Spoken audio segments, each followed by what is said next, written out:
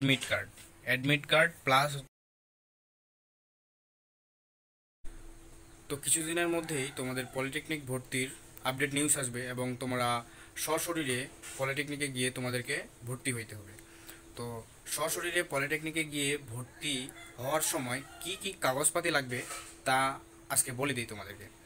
মূলত আমরা যখন ভর্তি হইতে যাব তখন আমাদের যে যে কাগজপাতিগুলো লাগবে সেগুলো আমাদের বাংলাদেশ কারিগরি শিক্ষা বোর্ড ওয়েবসাইটে দেওয়া রয়েছে, তবে আমি একটু ডিটেলসভাবে তোমাদেরকে বলে দিই।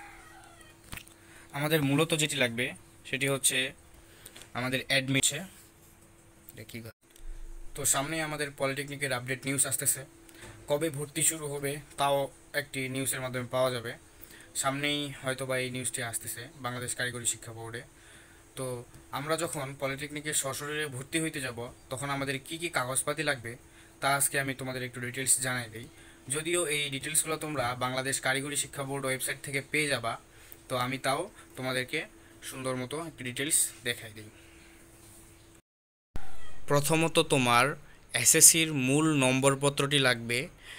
তোমার এসএসসি যেই বিদ্যালয় থেকে পাশ করেছো সেই বিদ্যালয়ের প্রশংসাপত্র লাগবে। তুমি যেই পলিটেকনিকে সিলেকশন করছো ওই পলিটেকনিকের একটা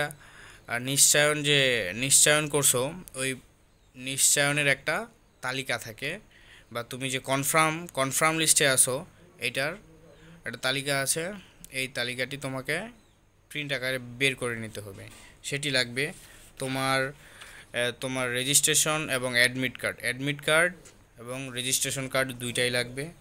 জন্ম নিবন্ধন লাগবে, বাংলা এবং ইংরেজি দুইটাই। এটা অনলাইন কপি থাকতে হবে আবার। তো এইগুলাই তোমার প্রথম। আরও একটা জিনিস, তোমার পাসপোর্ট সাইজের 3 কপি ছবি লাগবে ভর্তি হওয়ার সময়, সশরীরে ভর্তি হওয়ার সময়।